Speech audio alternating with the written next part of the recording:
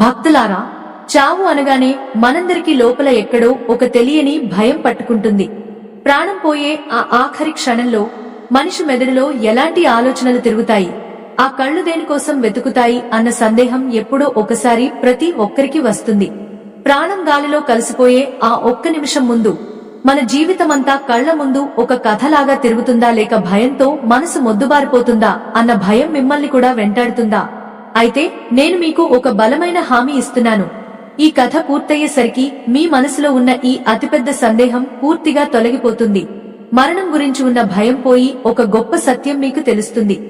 ఈ ఆధ్యాత్మిక రహస్యం మీకు పూర్తిగా అర్థం కావాలన్నా, దైవానుగ్రహం దక్కాలన్నా ఈ వీడియోను ఎక్కడా ఆపకుండా చివరి వరకు చూడండి. వందల ఏళ్ల క్రితం దక్షిణ భారతదేశంలో ఒక గొప్ప రాజ్యం ఉండేది. ఆ రాజ్యాన్ని వీరసేనుడు అనే మహారాజు పరిపాలిస్తూ ఉండేవాడు. ఆయన దగ్గర లేనిది అంటూ ఏదీ లేదు. ఖజానా నిండా బంగారు నాణాలు, పట్టుకోవడానికి లక్షలాది మంది సైనికులు, ఏది కావాలంటే అది క్షణాల్లో తెచ్చి ఇచ్చే సేవకులు. ఇలా ఒక మనిషికి కావాల్సిన దానికి 100 రెట్లు ఎక్కువ సంపద ఆయన దగ్గర ఉండేది. ఆయన బతికినంత కాలం ఎలాంటి కష్టం అంటే ఏమిటో తెలియకుండా ఒక పూల పాన్పు మీద పడుకున్నట్లుగా చాలా సుఖంగా జీవితం గడిపాడు. కాని మనిషికి ఎంత డబ్బు ఉన్నా, ఎంత బలం ఉన్నా కాలం ముందు అవన్నీ పనికిరావు కదా. ఒకరోజు ఆ రాజుగారి జీవితంలో ఒక ఊహించని సంఘటన జరిగింది. ఆయనకు కుడి భుజం లాంటి ఒక గొప్ప సేనాపతి ఉండేవాడు. ఆ సేనాపతి ఎన్నో యుద్ధాల్లో గెలిచి ఎంతో మందిని ఓడించిన ఒక గొప్ప వీరుడు. అలాంటి వీరుడు ఒకరోజు అకస్మాత్తుగా ఒక వింత రోగం బారిన పడ్డాడు. మందులు పని చేయలేదు, పండితులు చేసిన పూజలు కూడా ఏమీ ఫలితాన్ని ఇవ్వలేదు. వైద్యులు పూర్తిగా చేతులెత్తేశారు. ఆ సేనాపతి ప్రాణాలు గాలిలో కలిసిపోయే సమయం దగ్గర పడింది. రాజుగారు పరుగు పరుగున తన ప్రాణ స్నేహితుడిని, నమ్ముకున్న సేనాపతిని చూడటానికి వెళ్లాడు. ఆ గదిలోకి వెళ్లగానే రాజుగారికి ఒక భయంకరమైన దృశ్యం కనిపించింది. అంతటి వీరుడు, ఏ యుద్ధానికి భయపడని ఆ సేనాపతి మంచం మీద పడుకుని ప్రాణవాయువు కోసం అల్లాడిపోతున్నాడు. ఆయన కళ్లలో ఒక విపరీతమైన భయం కనిపిస్తోంది. చేతులు గాలిలో దేనికోసమో వెతుకుతున్నాయి. పెదాలు ఏదో చెప్పాలని అనుకుంటున్నాయి, కాని మాట రావడం లేదు. ఆ ఆఖరి క్షణంలో ఆ సేనాపతి కళ్లలో ఒక భయంకరమైన శూన్యం కనిపించింది. ఆ కళ్ళు అలా తెరిచే ఉండిపోయాయి. ప్రాణం పోయింది. ఆ దృశ్యం రాజుగారి మనసులో ఒక బలమైన ముద్ర వేసింది. ఆయన రాత్రిపూట నిద్రపోవడం మానేశాడు. కళ్ళు మూసుకుంటే చాలు ఆ సేనాపతి ఆఖరి చూపులే ఆయనకు గుర్తొచ్చేవి. అంత గొప్ప వీరుడు చనిపోయే ముందు ఎందుకు అంతలా భయపడ్డాడు? ప్రాణం పోయే ఆ చివరి క్షణంలో అతని మనసులో ఏ ఆలోచనలు వచ్చి ఉంటాయి? ఒకవేళ నాకు కూడా ఆ సమయం వస్తే నా పరిస్థితి ఏమిటి? నేను చనిపోయే ముందు నా మనసు దేనికోసం పరితపిస్తుంది? ఇలాంటి ఎన్నో ప్రశ్నలు ఆయన మెదడును తొలిచివేయడం మొదలుపెట్టాయి. రాజుగారికి పిచ్చి పట్టినట్లు అయిపోయింది. రాజుల్లో ఉన్న గొప్ప గొప్ప పండితులను, వేదాలు చదివిన వాళ్లను అందరినీ పిలిపించాడు. మనిషి ప్రాణం పోయే ఆఖరి క్షణంలో వాడు దేని గురించి ఆలోచిస్తాడు? ఆ సమయంలో వాడి మనసులో ఉండే చివరి కోరిక ఏమిటి అని అందరినీ అడిగాడు. కాని ఎవరూ ఆయనకు సరైన సమాధానం చెప్పలేకపోయారు. ఒకరు పాప పుణ్యాలు గుర్తొస్తాయి అన్నారు, మరొకరు దేవుడు గుర్తొస్తాడు అన్నారు, ఇంకొకరు కుటుంబం గుర్తొస్తుంది అన్నారు. కాని ఎవరి మాటల్లోనూ ఒక స్పష్టత లేదు. రాజుగారికి అసంతృప్తి పెరిగిపోయింది. తన ప్రశ్నకి ఖచ్చితమైన సమాధానం కావాలని పట్టుబట్టాడు. అప్పుడు ఒక ముసలి సన్యాసి రాజుగారి దగ్గరకు వచ్చి, మహారాజా, ఈ లోకంలో మీ ప్రశ్నకు సమాధానం చెప్పగలిగేవారు ఒకే ఒక్కరు ఉన్నారు. ఆయన పేరు సత్యవ్రత మహర్షి. దట్టమైన అడవిలో ఎత్తైన కొండల మీద ఆయన ఆశ్రమం ఉంది. చావు పుట్టుకల గురించి ఆయనకు తెలిసినంతగా మరెవరికీ తెలియదు. కాని ఆయన దగ్గరకు వెళ్లడం అంత సులభం కాదు. ఎన్నో కష్టాలు దాటుకుని వెళ్ళాలి అని చెప్పాడు. ఆ మాట వినగానే రాజుగారికి ఒక ఆశ చిగురించింది. తన రాజ్యాన్ని, సుఖాలను వదిలేసి ఒక సాధారణ మనిషిలాగా కట్టుబట్టలతో ఆ అడవిలోకి ప్రయాణం మొదలుపెట్టాడు. దారి పొడవునా ఆయన మనసులో ఒకటే ఆలోచన, మరణం ఆఖరి అంచున మనిషి మనసు చేసే చివరి ప్రయాణం ఎక్కడికి? రాళ్లు, ముళ్లు గుచ్చుకుంటున్నా లెక్క చేయకుండా రాజుగారు ముందుకు సాగిపోయాడు. కొండలు దాటాడు, ఎన్నో నదులు దాటాడు. ఆఖరికి ఒక అందమైన, ప్రశాంతమైన ప్రదేశానికి చేరుకున్నాడు. అక్కడ చెట్ల కింద కళ్లు మూసుకుని తపస్సు చేసుకుంటున్న ఒక వృద్ధుడిని చూశాడు. ఆయనే సత్యవ్రత మహర్షి. ఆయన ముఖంలో ఒక వింతైన తేజస్సు ఉంది. రాజుగారు మెల్లగా అడుగులు వేసుకుంటూ వెళ్లి ఆ మహర్షి పాదాల మీద పడ్డాడు. మహర్షి కళ్ళు తెరిచి రాజుగారి వంక చాలా ప్రశాంతంగా చూశాడు. నాయనా, నువ్వు ఎవరో, ఎక్కడి నుంచి వచ్చావో, నీ మనసులో ఎంత పెద్ద భారం ఉందో నాకు తెలుసు అని మహర్షి చిరునవ్వుతో అన్నాడు. ఆ మాట వినగానే రాజుగారికి ఎంతో ఆశ్చర్యం వేసింది. తను ఇంకా ఏమి చెప్పకుండానే మహర్షి తన మనసులో మాట ఎలా కనిపెట్టాడా అని అనుకున్నాడు. రాజుగారు 2 చేతులు జోడించి కళ్లలో నీళ్లు తిరుగుతుండగా ఇలా అన్నాడు. స్వామి, నేను ఈ రాజ్యానికి రాజును. నా దగ్గర ఎంతో డబ్బు ఉంది, ఎంతో పెద్ద సైన్యం ఉంది. కాని నా మనసులో ఉన్న ఒక పెద్ద భయం నన్ను రోజూ లోపలి నుంచి చంపేస్తోంది. నా ప్రాణ స్నేహితుడు, నా సేనాపతి చనిపోయేటప్పుడు అతని కళ్లలో నేను ఒక విపరీతమైన భయాన్ని చూశాను. అంత ధైర్యవంతుడు, ఎంతో మందిని ఓడించినవాడు చావుకి ఎందుకు అంతలా భయపడ్డాడు? అసలు మనిషి ప్రాణం పోయే ఆఖరి క్షణంలో అతని మెదడులో ఏ ఆలోచనలు తిరుగుతాయి? ఆ ఆఖరి చూపు దేనికోసం వెతుకుతుంది? ఈ ప్రశ్నలు నన్ను నిద్రపోనివ్వడం లేదు. దీనికి జవాబు కోసం నా రాజ్యాన్ని, నా కుటుంబాన్ని కూడా వదిలేసి మీ దగ్గరకు వచ్చాను. దయచేసి నాకు నిజం చెప్పండి అని రాజుగారు కన్నీళ్లతో బతిమిలాడాడు. మహర్షి చాలాసేపు మౌనంగా ఉండిపోయాడు. చుట్టూ ఉన్న చెట్ల నుంచి పక్షుల శబ్దాలు, గాలి శబ్దం తప్ప అక్కడ మరేమీ వినిపించడం లేదు. ఆ తర్వాత మహర్షి మెల్లగా మాట్లాడటం మొదలు పెట్టాడు. రాజా, చావు అనేది ఒక చీకటి గది లాంటిది. అందులోకి వెళ్లే వరకు ఎవరికి లోపల ఏమి ఉందో తెలియదు. కాని మనిషి చనిపోయే ముందు ఏమి ఆలోచిస్తాడు అనేదానికి ఒకే ఒక్క జవాబు లేదు. అది ఆ మనిషి బతికిన విధానం మీద ఆధారపడి ఉంటుంది. అయినా సరే, నీ ప్రశ్నకు నేను కేవలం మాటల ద్వారా జవాబు చెబితే నీకు ఏమీ అర్థం కాదు. దాన్ని నువ్వు స్వయంగా కళ్లతో చూసి అనుభవించి తెలుసుకోవాలి. అప్పుడే నీ మనసులో ఉన్న భయం పూర్తిగా పోతుంది అని మహర్షి అన్నాడు. నేను ఏమి చేయమంటే అది చేస్తాను స్వామి. మీరు నన్ను ఎలాగైనా సరే ఈ గందరగోళం నుంచి బయటపడేయండి. నాకు ఈ నిజం తెలియాలి అని రాజుగారు ఆతృతగా అడిగాడు.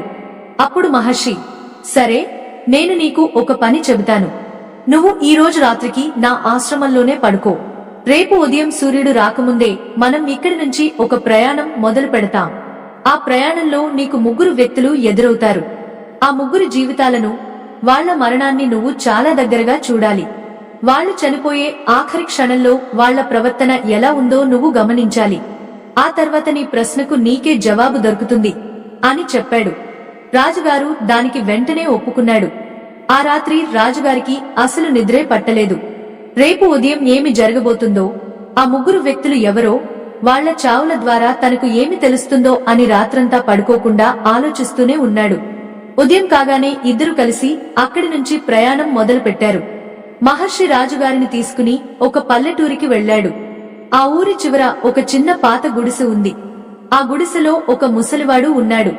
ఆ ముసలివాడికి ఎవరూ లేరు.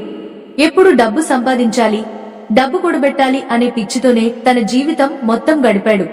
తన భార్య, పిల్లలను కూడా డబ్బు కోసమే వదిలేశాడు. ఇప్పుడు అతనికి వయసు అయిపోయింది. పైగా ఒక పెద్ద జబ్బు కూడా వచ్చింది. మహర్షి, రాజుగారు ఆ గుడిసె బయట నిలబడి కిటికీలోంచి లోపల జరుగుతున్నది గమనిస్తున్నారు. ఆ ముసలివాడు మంచం మీద పడుకుని ఉన్నాడు. అతని పక్కన ఒక ఇనుప పెట్టె ఉంది. అందులోనే అతను జీవితాంతం దాచుకున్న డబ్బు అంతా ఉంది.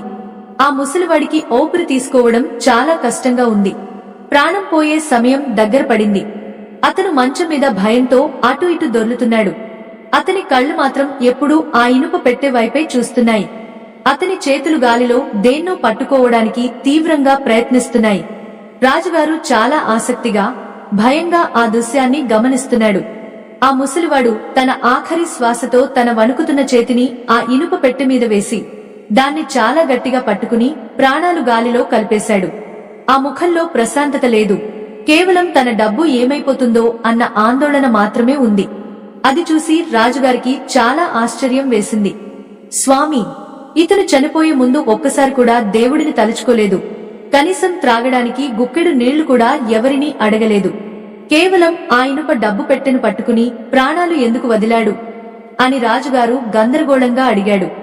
దానికి మహర్షి ప్రశాంతంగా నవ్వి, చూసావా రాజా, ఇతని జీవితం అంతా కేవలం ఆ డబ్బు చుట్టూనే తిరిగింది. బతికినంత కాలం అదే ఆలోచన, చనిపోయేటప్పుడు కూడా అదే కక్కుర్తి. మనిషి దేనిమీద అయితే విపరీతమైన ఆశ పెట్టుకుంటాడో ప్రాణం పోయే ఆఖరి క్షణంలో కూడా ఆశ వాడిని దయ్యంలాగా వెంటాడుతుంది. ఇతని ఆఖరి ఆలోచన ఆ డబ్బు మాత్రమే. కాని ఇక్కడితో నీ ప్రశ్నకు పూర్తి జవాబు దొరకలేదు. అసలు సత్యం ఇంకా దాగి ఉంది. ఇంకా ఇద్దరిని మనం కలవాలి. వాళ్ల మరణం ద్వారా నీకు సగం నిజం మాత్రమే తెలిసింది అని మహర్షి ముందుకు నడిచాడు. రాజుగారు కూడా మౌనంగా మహర్షి వెనుక అడుగులు వేసుకుంటూ వెళ్లాడు. ఆ అడవి దారిలో నడుస్తూ ఉంటే రాజుగారి బుర్రలో 100 రకాల ఆలోచనలు ఏకధాటిగా తిరుగుతూనే ఉన్నాయి. డబ్బు మీద ఆశతో ఆ ముసలివాడు ప్రాణాలు వదిలాడు సరే, మరి నా సేనాపతి అలా ఎందుకు చనిపోయాడు? అతను ఎప్పుడు డబ్బు కోసం ఆశపడేవాడు కాదే. పైగా రాజ్యంలో అతనికి ఎంతో మంచి పేరు కూడా ఉందే. మరి అతను ఎందుకు అంతలా భయపడ్డాడు అని తనకు తాను వేలసార్లు ప్రశ్నించుకుంటూ ఉన్నాడు. మహర్షి మాత్రం ఏమీ మాట్లాడకుండా ప్రశాంతంగా తన దారిన తాను నడుచుకుంటూ వెళ్తున్నాడు. ఎండ మండిపోతోంది. దారిలో రాళ్లు గుచ్చుకుంటున్న రాజుగారు అవేమీ పట్టించుకోలేదు. ఆయన మనసంతా ఆ చావు రహస్యం మీదే ఉంది. అలా చాలా దూరం నడిచిన తర్వాత మహర్షి అడుగులు ఒక పెద్ద పల్లెటూరి వైపు మళ్ళాయి. ఆ ఊరి మధ్యలో ఒక పెద్ద పెంకుటిల్లు ఉంది. చూడానికి చాలా అద్భుతంగా ఉన్న ఆ ఇల్లు ఆ ఊరి మోతుబరి రైతుది. ఆ రైతు పేరు రామయ్య. అతను తన జీవితంలో చేసిన తప్పులు, ఇతరులకు చేసిన అన్యాయాలు అన్నీ ఇన్ని కావు. పక్కవాడి పొలం అడ్డదారిలో లాక్కోవడం, అప్పుల పేరుతో పేదవాళ్లని రక్తం తాగేలా పీడించడం, ఏడుస్తున్నా కనికరించకుండా ఆడవాళ్ల మెడలో పుస్తెలు కూడా లాక్కోవడం, ఇలా ఎన్నో ఘోరాలు చేశాడు. ఇదంతా అతను ఎందుకు చేశాడంటే తన ఒక్కగానొక్క కొడుకు సుఖంగా ఉండాలని, వాడి భవిష్యత్తు కోసం. నా కొడుకు మహారాజులా బతకాలి, వాడి కాలికి కనీసం ముళ్ళు కూడా గుచ్చుకోకూడదు అని కళ్లకు గంతలు కట్టుకుని ఊరి జనాలందరికీ నరకం చూపించి మరీ పాపాలు చేశాడు. ఇప్పుడు కాలం గిర్రున తిరిగింది. ఆ రామయ్యకి వయసు పైబడింది. మంచం పట్టాడు. పైనుంచి ఎవరూ కాపాడలేనంత పెద్ద జబ్బు చేసింది. ఎంత పెద్ద వైద్యులను పిలిపించినా లాభం లేకుండా పోయింది. వాళ్లు కూడా పూర్తిగా చేతులెత్తేశారు. ఈ విషయమంతా మహర్షి రాజుగారికి దారిలో నడుస్తున్నప్పుడే పూసగుచ్చినట్లు చెప్పాడు. ఇద్దరు కలిసి ఆ ఇంటి దగ్గరకు చేరుకున్నారు. కిటికీలోంచి లోపల ఏం జరుగుతుందో కన్నార్పకుండా చూస్తున్నారు. రామయ్య పరిస్థితి చాలా దారుణంగా, జాలిగా ఉంది. గాలి పీల్చుకోవడానికి కూడా చాలా కష్టపడుతున్నాడు. గుండె పగలేలా రొప్పుతున్నాడు. అతని కళ్ళు గది అంతా ఏదో వెతుకుతున్నాయి. ఎవరికోసమో పిచ్చిగా ఆరాటపడుతున్నాయి. అతను తన కొడుకుని చివరిసారిగా ఒకసారి మనసారా చూడాలని, వాడి చేయి గట్టిగా పట్టుకుని తృప్తిగా కన్ను మూయాలని ఎంతో తపిస్తున్నాడు. కాని అతను ప్రాణానికి ప్రాణంగా పెంచుకున్న ఆ కొడుకు ఎక్కడ ఉన్నాడు? తండ్రి చావు బతుకుల్లో ఉండి గెలగెల కొట్టుకుంటుంటే ఆ కొడుకు మాత్రం పక్క గదిలో బీరువా తాళాలు ఎక్కడ ఉన్నాయో వెతుకుతున్నాడు. ఆస్తి పత్రాలు ఎక్కడ దాచాడో, ఎవరి పేరు మీద ఉన్నాయో అని ఇల్లంతా పీకి పందిరి చేస్తున్నాడు.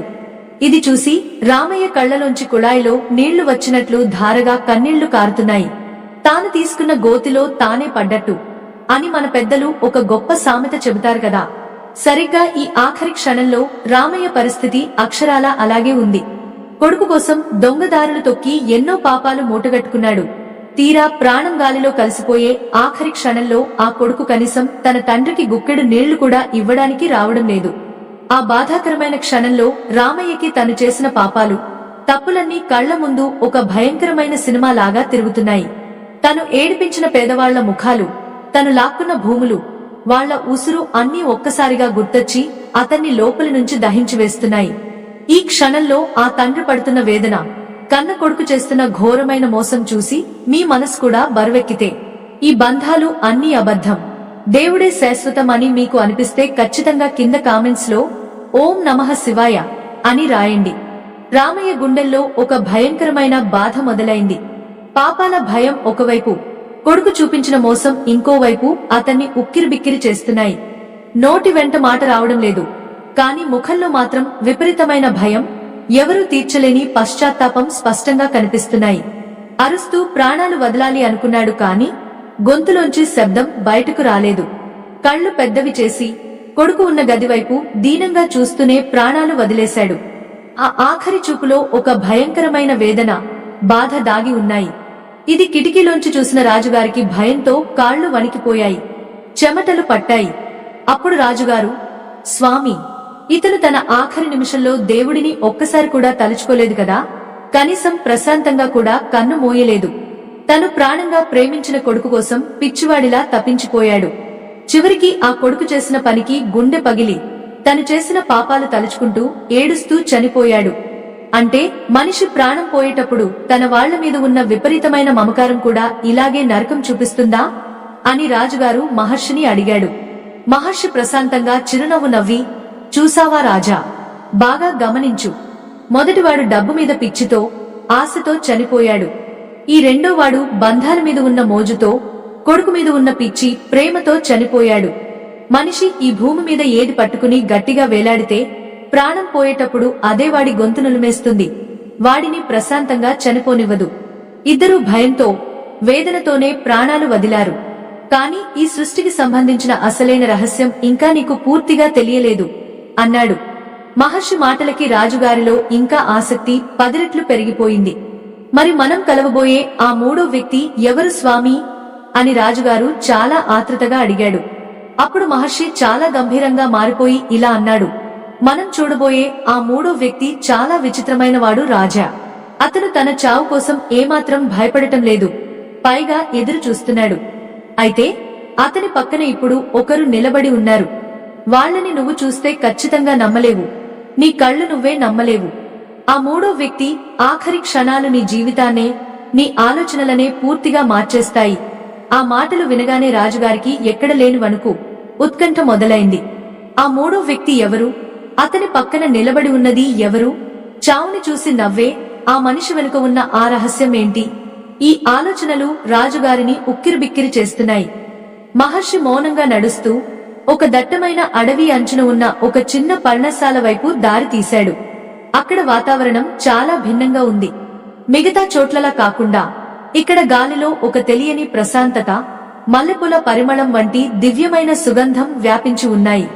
రాజుగారు ఆశ్చర్యంగా చుట్టూ చూశాడు. ఎండ మండిపోతున్నా ఆ ఆశ్రమం చుట్టూ మాత్రం చల్లని నీడ ఉంది. ఆ పర్ణశాల ముందు ఒక ముసలి సాధువు పద్మాసనంలో కూర్చుని ఉన్నాడు. ఆయన వయసు 100 ఏళ్లకు పైమాటే. చర్మం ముడతలు పడినా ముఖంలో మాత్రం వెన్నెల వంటి వెలుగు ఉంది. మహర్షి రాజుగారిని ఆపి గంభీరంగా ఇలా అన్నాడు, రాజా, ఇక్కడ జాగ్రత్తగా గమనించు. ఇతనే మూడో వ్యక్తి. ఇతనిని గమనించే ముందు ఒక చిన్న విషయం. నీకు సాధ్యమైతే ఈ సత్యాలను లోకానికి చాటి చెప్పే మా ఈ ధర్మ ప్రయాణంలో నీ వంతుగా ఏదైనా సహాయం చెయ్యి. ఓ స్కానర్ ద్వారా నువ్వు చేసే చిన్న సాయం కూడా ఎంతో మందికి ధర్మ మార్గాన్ని చూపేలా చేస్తుంది. రాజుగారు తన పర్సు తీసి భక్తితో నమస్కరించి తన వంతుగా సాయం చేశాడు. అది పూర్తయ్యాక రాజుగారు మళ్లీ ఆ సాధువు వైపు దృష్టి పెట్టాడు. ఆ సాధువు ప్రాణం పోయే సమయం ఆసన్నమైంది. ఆయన శరీరంలో కదలికలు తగ్గిపోతున్నాయి. ఆయన కళ్ళు మూసి ఉన్నాయి. కాని ఆయన ముఖంలో ఎక్కడా బాధ లేదు, భయం లేదు. పైగా ఆయన పెదవులపై ఒక మధురమైన చిరునవ్వు కనిపిస్తోంది. రాజుగారు ఆశ్చర్యంతో చూస్తుండగా ఆ సాధువు పక్కన గాలిలో ఒక అద్భుతమైన వెలుగు పుంజం ఏర్పడింది. అది ఎవరికీ కనిపించదు. కాని మహర్షి యోగశక్తి వల్ల రాజుగారికి ఆ దృశ్యం స్పష్టంగా కనిపిస్తోంది.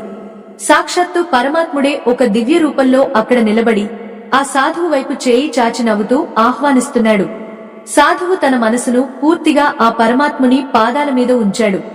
ఆయన మెదడులో ఇప్పుడు డబ్బు లేదు, ఆస్తి లేదు, కొడుకు లేడు, బంధువులు లేరు. కేవలం అనంతమైన భక్తి, ఏకాగ్రత మాత్రమే ఉన్నాయి. ఆయన శ్వాస ఒక్కొక్కటిగా ఆగిపోతోంది. కాని ఆయన కళ్ళు తెరవకుండానే ఒక గొప్ప ఆనందంతో ప్రాణాన్ని తన నుంచి విడిపించుకుంటున్నాడు. ఆ సమయంలో ఆయన మనసులో నేను ఎవరిని, నేను ఎక్కడికి వెళ్తున్నాను అనే భయం లేదు. నేను ఆ పరమాత్ముడిని, నేను ఆయనలోకి కలిసిపోతున్నాను అనే గొప్ప ఆత్మజ్ఞానం ఆయన ముఖంలో కనిపిస్తోంది. రాజుగారు ఆ దృశ్యాన్ని చూసి కళ్ళు తెరుచుకోలేకపోయాడు. ఒక మనిషి మరణం ఇంత ప్రశాంతంగా, ఇంత ఆనందంగా ఉంటుందా?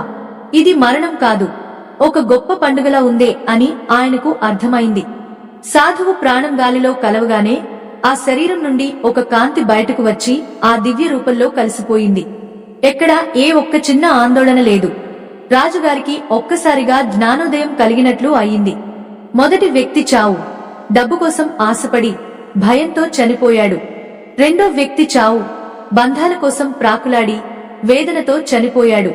కాని మూడో వ్యక్తి చావు దేవుడి కోసం తపించి ఆనందంతో పరమాత్మలో ఐక్యమయ్యాడు. రాజు గారు మహర్షి పాదాల మీద పడ్డాడు. స్వామి, నాకు అర్థమైంది.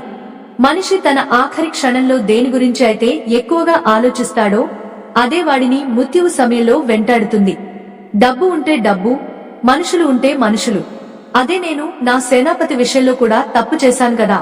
అతను చనిపోయే ముందు దేవుడిని తలవలేదు. యుద్ధాల్లో గెలిచిన అహంకారం, చంపిన వాళ్ల ఉసురు అతన్ని వెంటాడి ఉంటాయా అని అడిగాడు. మహర్షి మెల్లగా రాజుగారిని లేపి, చాలా బాగా పట్టుకున్నావు రాజా. అవును, ఒక మనిషి జీవితంలో సంపాదించిన పాప పుణ్యాలే ఆఖరి క్షణంలో వాడి ఆలోచనలను నిర్ణయిస్తాయి. మనిషి ప్రాణం పోయేటప్పుడు ఏమి ఆలోచిస్తాడంటే వాడు బతికినంత కాలం ఏది నమ్మాడో, ఏది చేశాడో అదే వాడి కళ్ల ముందు నిలుస్తుంది అని వివరించాడు. రాజుగారికి ఇంకా ఒక సందేహం మిగిలి ఉంది. అంతేనా స్వామి? ఇంతేనా ఈ రహస్యం? దీనికి పరిష్కారం ఏమిటి అని అడిగాడు. మహర్షి నవ్వి, పరిష్కారం ఉంది రాజా. అది చాలా గొప్పది. కాని అది తెలుసుకోవాలంటే మనం ఇంకొక మెట్టు పైకి ఎక్కాలి. నీ మనసులో ఉన్న ఆఖరి సంశయం కూడా తీరిపోతుంది. మనం ఇప్పుడు ఒక పురాణ కాలపు గాథలోకి వెళ్ళాలి. అది నీకు పూర్తి స్పష్టతనిస్తుంది అని చెప్పి తన కళ్ళు మూసుకున్నాడు. రాజుగారు ఆశ్చర్యంగా చూస్తుండగానే చుట్టూ ఉన్న అడవి అదృశ్యమే ఒక దివ్యమైన లోకం రాజుగారి కళ్ల ముందు ప్రత్యక్షమైంది. అది పూర్వకాలపు గాథ. అప్పటికే లోకం ఎరుగని ఒక రహస్య ఘటన. పూర్వం కశ్యప ప్రజాపతికి 2 భార్యలు ఉండేవారు. వారిలో ఒకరి పేరు ధనువు, మరొకరి పేరు దితి. ధనువు సంతానం దానవులుగా, దితి సంతానం దైత్యులుగా పలవబడ్డారు. ఇందులో ధనువుకు పుట్టిన విప్రచిత్తి అనే ఒక గొప్ప రాక్షస రాజు ఉండేవాడు.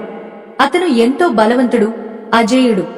లోకాలను తన గుప్పిట్లో ఉంచుకోవాలని అతను చేసిన యుద్ధాలు, తపస్సులు అన్నీ ఇన్ని కావు. కాని విధి ఆడుకునే వింత నాటకం ముందు ఎవరైనా తలవంచక తప్పదు కదా. ఒకసారి విప్రచిత్తికి కాలం సమీపించింది. అతను మరణానికి చేరువైనప్పుడు అతనికి తను చేసిన యుద్ధాలు, తాను గెలిచిన రాజ్యాలు, తాను అనుభవించిన విలాసాలు అన్నీ ఒక్కసారిగా కళ్ల ముందు కదలాడాయి. తన శరీరంలోని ప్రతి అణువు యుద్ధంలో గాయపడినట్లుగా అనిపించింది. అప్పుడు విప్రచిత్తి మనసులో వచ్చిన ఆలోచన, నేను ఇన్ని రాజ్యాలు గెలిచాను, కాని దేనిని నేను శాశ్వతంగా ఉంచుకోలేకపోయాను. ఈ మృత్యువు నన్ను ఇలా బంధించి తీసుకువెళ్తుందా అని విపరీతమైన కోపంతో, అహంకారంతో చనిపోయాడు. మరణించేటప్పుడు అతని కళ్ళు ఎర్రగా మారి పగతో, ద్వేషంతో నిండి ఉన్నాయి. అతను మరణించిన తర్వాత అతని ఆత్మ వేరొక యోనిలో జన్మించి మళ్లీ అదే పగతో, అదే క్రోధంతో కాలాన్ని వృధా చేసుకుంది. ఇది చూస్తున్న రాజుగారికి ఇప్పుడు విషయం అర్థమైంది. మనిషి ప్రాణం పోయేటప్పుడు తన అహంకారాన్ని, తన కష్టాలను, తన పగలను వెంటపెట్టుకుని వెళ్తే ఆ మరుసటి జన్మ కూడా అదే దుఃఖంతో మొదలవుతుంది. మనకు పురాణాల్లోని విప్రచిత్తి ఉదంతం ఒక హెచ్చరిక లాంటిది. మహర్షి మళ్లీ కళ్లు తెరిచి, చూసావా రాజా, మనిషి తాను ఏది అనుభవించాడో, దేనిమీద మమకారం పెంచుకున్నాడో అదే అతని మరణాన్ని నిర్ణయిస్తుంది. నువ్వు ఇంతకు ముందు అడిగావు కదా, నా సేనాపతి ఎందుకు భయపడ్డాడని. అతని యుద్ధంలో ఎంతో మంది ప్రాణాలు తీశాడు. ఆ పాప భారం, ఆ మరణించిన వారి ఆక్రందనలు, అతను మరణించే ఆఖరి క్షణంలో అతని కళ్ల ముందు ఒక యమపసంలా నిలిచాయి. అందుకే అతను అంతలా గెలగెలా కొట్టుకున్నాడు. మనిషి ప్రాణం పోయేటప్పుడు కనీసం ఒక చిన్న మంచి మాట, ఒక చిన్న భగవంతుడి నామస్మరణ చేయగలిగితే ఆ క్షణంలో అతని గమనం మారుతుంది. కాని జీవితమంతా పాపాలు చేసి ఆఖరి నిమిషంలో భగవంతుడిని తలవాలంటే అది సాధ్యమా అని ప్రశ్నించాడు. రాజుగారికి తన సేనాపతి మరణంలోని రహస్యం పూర్తిగా అర్థమైంది. కళ్లలో నీళ్లు తిరుగుతుండగా, స్వామి, అంటే నా జీవితం కూడా ఇలాగే ముగిసిపోతుందా?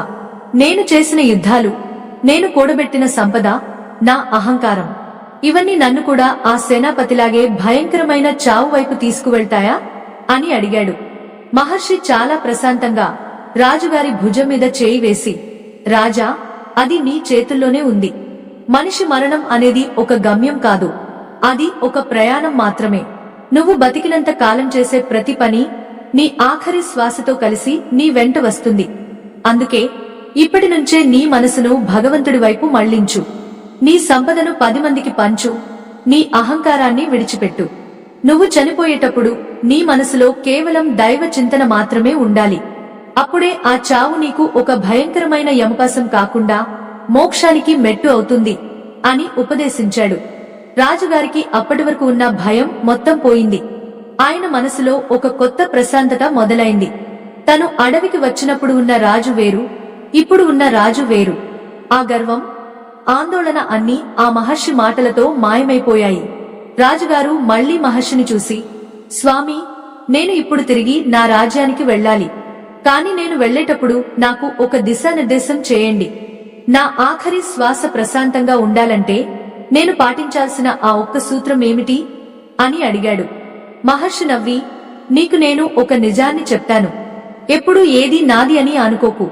ఈ శరీరం నాది కాదు, ఈ సంపద నాది కాదు, ఈ అధికారం నాది కాదు, అంతా ఆ పరమాత్ముడిదే అని ఎప్పుడైతే నువ్వు భావిస్తావో అప్పుడే నీ చావు నీకు నవ్వుతూ స్వాగతం పలుకుతుంది అని చెప్పాడు. రాజుగారు మహర్షికి నమస్కరించి తన ప్రయాణాన్ని తిరిగి రాజ్యానికి మళ్లించడానికి సిద్ధమయ్యాడు. ఆ క్షణంలో ఆయన మనసులో ఒక గొప్ప వెలుగు నిండింది. తన జీవితం ఒక నూతన అధ్యాయం మొదలైంది. ఆయన వెనుతిరిగి చూస్తే ఆ మహర్షి, ఆశ్రమం అన్నీ అదృశ్యమయ్యాయి. రాజుగారు ఇప్పుడు ఒంటరిగా అడవిలో ఉన్నాడు. కాని ఆయన మనసులో భగవంతుడి నామస్మరణ ఉంది. ఆయనకు ఇప్పుడు చావు అంటే భయం లేదు. ఎందుకంటే మరణం తర్వాత వచ్చే ఆఖరి నిమిషం కోసం ఆయన ఇప్పుడే సిద్ధమయ్యాడు.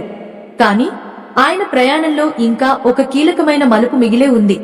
ఆ మలుపు అతనిని పూర్తిగా మార్చివేస్తుంది, ప్రపంచానికే ఒక గొప్ప సందేశాన్ని ఇస్తుంది. రాజుగారు ఇప్పుడు ఒంటరిగా అడవిలో ఉన్నాడు. కాని ఆయన మనసులో భగవంతుడి నామస్మరణ ఉంది. ఆయనకు ఇప్పుడు చావు అంటే భయం లేదు. ఎందుకంటే మరణం తర్వాత వచ్చే ఆఖరి నిమిషం కోసం ఆయన ఇప్పుడే సిద్ధమయ్యాడు. తన రాజ్యాన్ని చేరుకున్న రాజుగారు పాత జీవితానికి పూర్తిగా స్వస్తి పలికాడు. రాజభవనంలోని విలాసాలను పక్కన పెట్టి సన్యాసిలా కాకపోయినా ఒక ధర్మబద్ధమైన రాజుగా జీవించడం మొదలుపెట్టాడు. ప్రజల కష్టాలను స్వయంగా తెలుసుకోవడం, తన సంపదను పేదలకు ధర్మం చేయడం, అహంకారాన్ని వీడి ప్రతి ఒక్కరిని సమానంగా చూడటం ఆయన నిత్యకృత్యమైంది. కాలం గడుస్తోంది, వయస్సు పెరుగుతోంది, ఎప్పటికైనా మరణం వస్తుంది. కాని ఇప్పుడు ఆ మరణం ఆయనకు ఒక రాక్షసుడిలా కాకుండా ఒక మిత్రుడిలా కనిపిస్తోంది. ఒకరోజు రాత్రి రాజుగారు తన పడక గదిలో విశ్రాంతి తీసుకుంటున్నాడు. అప్పుడు ఆయనకు ఒక వింత అనుభవం కలిగింది. గదిలో గాలి ఆగిపోయినట్లు అనిపించింది. ఒక దివ్యమైన సుగంధం గదిని నింపేసింది. ఆయనకు అర్థమైంది, తన సమయం ఆసన్నమైందని. కాని ఆయన భయపడలేదు. చిరునవ్వుతో తన కళ్లను మూసుకున్నాడు. ఆయనకు తన జీవితంలో చేసిన ప్రతి మంచి పని ఒక వెలుగు రేఖలా కనిపిస్తోంది. యుద్ధంలో తాను చంపిన వాళ్లను తలుచుకుని ఏడవకుండా వారి ఆత్మశాంతి కోసం తాను చేసిన సేవలను గుర్తు చేసుకున్నాడు. ఆయన మనసులో ఇప్పుడు ఏ ఆస్తి లేదు, ఏ మమకారం లేదు. కేవలం భగవంతుడి పాదాలు తప్ప ఏమీ లేవు. ఆ నిశ్శబ్దంలో ఆయన ప్రాణం శరీరానికి వదిలి వెళ్లేటప్పుడు ఆయన ముఖంలో ఒక అద్భుతమైన తేజస్సు వెలుగుతోంది. ఆయన మరణం ఊరిలో ఒక పండుగలా మారింది. మనిషి తన ఆఖరి క్షణంలో భగవంతుడిని తలుచుకుంటే చావు ఎలా ఉంటుందో ఆ రాజు మరణం నిరూపించింది. మిత్రులారా, ఈ సత్యం మనందరికీ వర్తిస్తుంది. చావు అనేది ఒక ముగింపు కాదు, మనం ఎలా జీవించామనే దానికి ఒక పరీక్ష. మనం ప్రతి క్షణం ధర్మంగా జీవిస్తే మన చివరి క్షణం కూడా అంతే ప్రశాంతంగా, ఆనందంగా ఉంటుంది. మనిషి సంపాదించేది డబ్బు కాదు, తనతో పాటు తీసుకెళ్లే మంచి జ్ఞాపకాలు, దైవానుగ్రహం. మీరు చేసే ప్రతి చిన్న మంచి పని, ఆ స్కానర్ ద్వారా ఇతరులకు చేసే సాయం కూడా మీ ఆఖరి ప్రయాణంలో మీకు తోడుగా ఉంటుంది. ఆ రాజులాగే మీరు కూడా చావుని చూసి భయపడకుండా ఒక నవ్వుతో స్వాగతించే స్థాయికి చేరుకోవాలని కోరుకుంటున్నాను. ఈ కథ ద్వారా మనం తెలుసుకున్న ముఖ్యమైన పాఠం ఏంటంటే, ప్రాణం పోయేటప్పుడు మనం దేని గురించి ఆలోచిస్తాం అనేది మన చేతుల్లో లేదు. మనం ఇప్పుడు ఎలా జీవిస్తున్నాం అనే దానిపైనే ఆధారపడి ఉంటుంది. కాబట్టి ఇప్పటి నుంచే మన ఆలోచనలను, కర్మలను శుద్ధి చేసుకుందాం. ప్రతిరోజు, ప్రతి క్షణం భగవంతుడిని స్మరిస్తూ ధర్మ మార్గంలో పయనిద్దాం. ఆ రాజు మరణం మనకు ఒక పాఠమైతే ఈ ప్రయాణం మన జీవితానికి ఒక దిశానిర్దేశం కావాలి. మీరు మీ జీవితంలో ఎంత సంపాదించారనేది ముఖ్యం కాదు. మీ చివరి శ్వాస విడిచేటప్పుడు మీ మనసు ఎంత ప్రశాంతంగా ఉందనేదే నిజమైన గెలుపు. అహంకారాన్ని వీడి ప్రేమను పంచుతూ సత్య మార్గంలో నడవండి. మృత్యువును ఒక భయానక ఘటనగా చూడకుండా ఒక పరివర్తనగా చూడటం నేర్చుకోండి. మీ అంతరాత్మ ఎప్పుడైతే భగవంతునితో అనుసంధానమవుతుందో అప్పుడు మరణం మీకు ఒక కొత్త ద్వారమవుతుంది. ఈ ఆధ్యాత్మిక ప్రయాణం ఇక్కడితో ముగిసిపోయింది. స్వస్తి.